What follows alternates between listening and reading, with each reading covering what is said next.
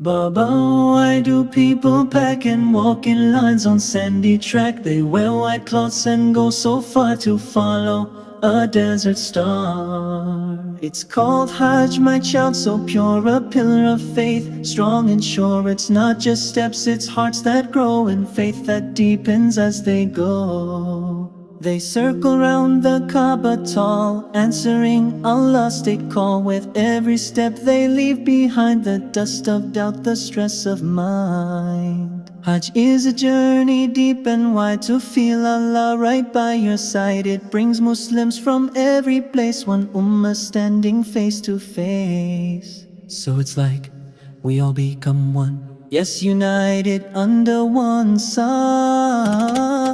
It's a time to ask, to cry, forgive, to change the way we think and live. For many it's once in a lifetime call to grow in spirit, big or small.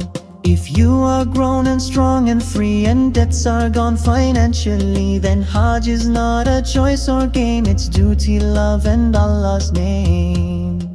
Hajj is a gift, a test, a guide to clean the heart and drop the pride. We walk with hope, we stand and pray and come back changed in every way.